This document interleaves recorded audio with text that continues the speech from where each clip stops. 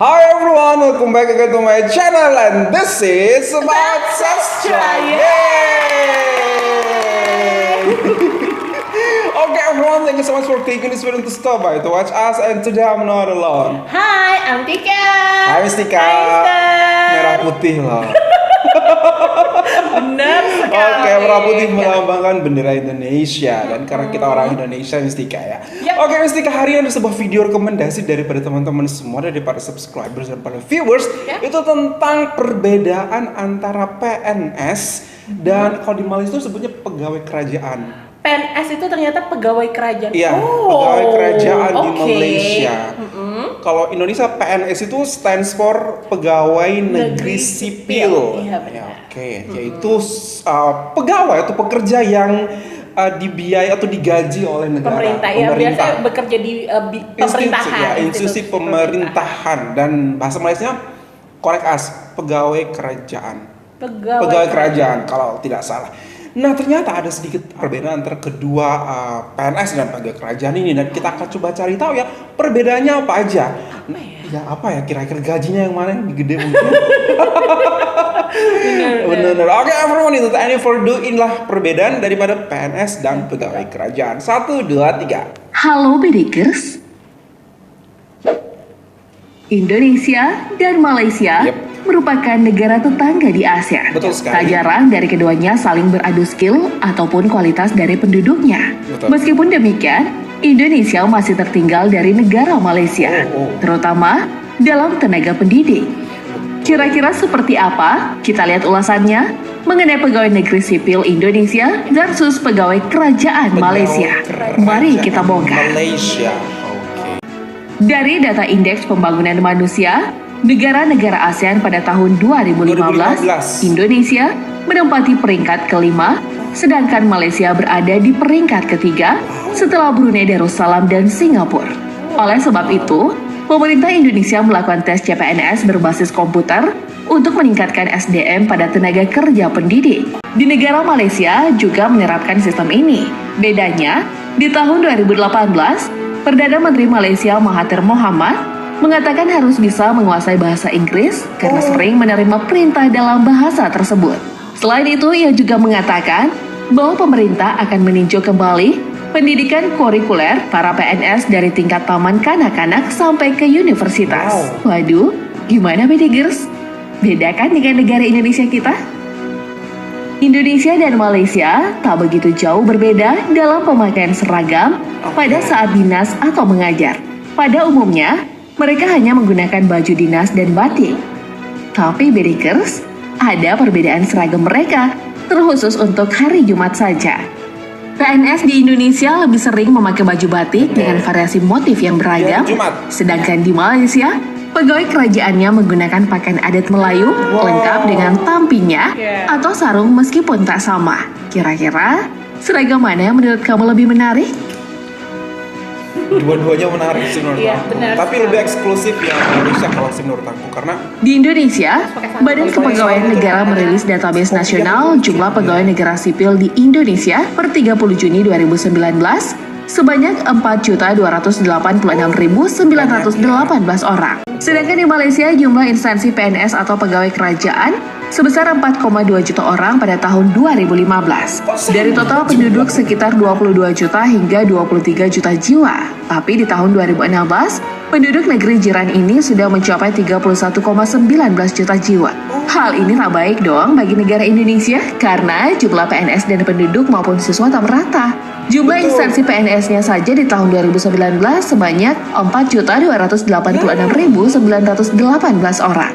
Sedangkan jumlah penduduknya saja sebesar 270,6 juta jiwa. Jadi negara Indonesia masih kekurangan jumlah PNS sebab penduduknya yang banyak. Beda dengan Malaysia yang memiliki pegawai kerajaan yang memadai dengan penduduk yang kurang. betul. Kenapa ya? Dalam menjalankan tugasnya, pegawai di Indonesia pasti diberi gaji plus bonus atau yang biasa disebut tunjangan.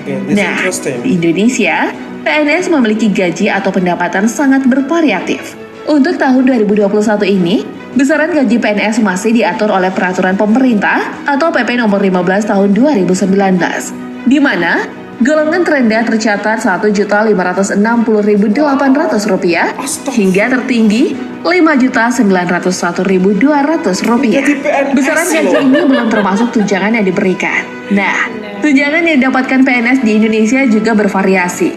Untuk tunjangan kinerja jabatan ke-27 ini sebesar Rp117.375 dan untuk jabatan 4 Rp5.361.800. Tunjangan suami istri sebesar 5% dari gaji pokok, tunjangan anak sebesar 2%, tunjangan makan untuk golongan 1 dan 2 ini sebesar Rp35.000, golongan 3 Rp37.000 dan golongan 4 ini sebesar Rp41.000. Sedangkan di negara Malaysia, gaji PNS atau pegawai kerajaan untuk golongan terendah atau N19 itu sebesar Rp1.400 Malaysia atau setara dengan Rp5.200.000. Dan untuk gaji tertinggi atau N54 ini sebesar Rp7.500 Malaysia atau setara Rp28 juta. PNS di Indonesia. Selain itu, pegawai kerajaan Malaysia juga mendapatkan tunjangan yang lainnya, seperti tunjangan perumahan Rp180 Malaysia atau setara Rp613.237.000, laptop gratis, pinjaman mobil, dan bagi mereka yang berada di kawasan pinggiran atau jauh dari pemukiman akan diberi tunjangan khusus sebesar Rp500 Malaysia hingga Rp1.500 Malaysia atau setara dengan Rp1.703.618 hingga Rp5.110.854 plus dana cuti belajar. Enak ya Bedigers? Wow, dengan gaji seperti itu ya, Mister suka kepikiran nggak mau jadi PNS? Oke, kemarin tuh ada sebuah berita mistika tentang PNS di Indonesia. Bahwasanya ada seorang PNS di Indonesia itu mengundurkan diri menjadi PNS. Kenapa? Karena dia kecewa gajinya sedikit. Nah, itu dia. Tapi kalau kita lihat ya, betul, gaji PNS di Malaysia pegawai kerajaan, gaji pegawai kerajaan Malaysia yang terendah adalah yang tertinggi. Itu dia.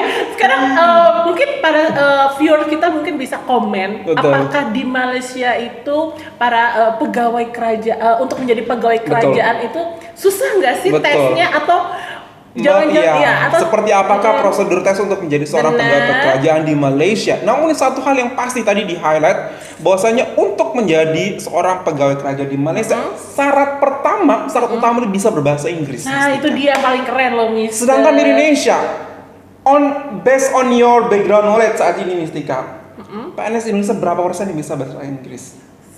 Sedikit. Kayaknya tes bahasa Inggrisnya malah nggak ada ya. Malah tidak ada tes bahasa Inggris untuk pegawai negeri di Indonesia. Benar. Aku juga nggak tahu. Padahal untuk bisa menjadi seorang pegawai kerajaan atau PNS itu bukan hanya pintar akademik, namun secara skill pun mereka harus mampu. Benar. Dan harus ada tesnya, tes bahasa Inggris, tes another skills harus diberikan tes menurut aku. Jadi percuma kita pintar secara akademik, namun untuk skill kita nggak miliki seperti itu. Salah satunya berbahasa Inggris. Zaman sekarang semua dalam bahasa Inggris, semua buku dalam bahasa Inggris, semua sumber dalam bahasa Inggris. Apa jadinya jika kita tidak menguasai bahasa Inggris?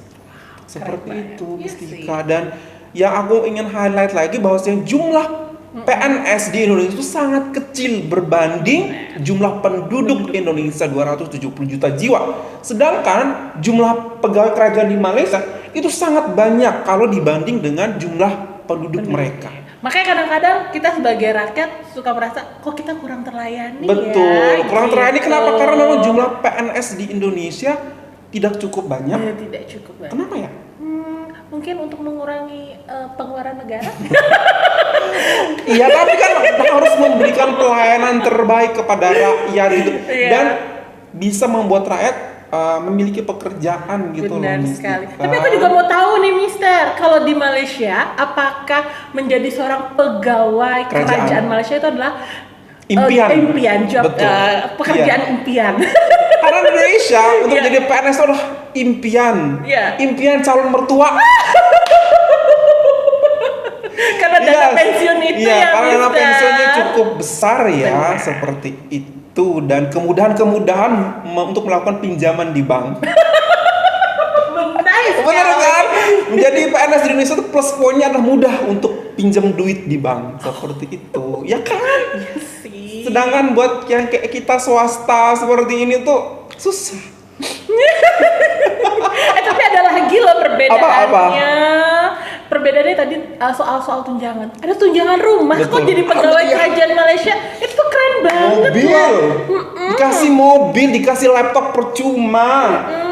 Dikasih apa lagi ya tadi ya?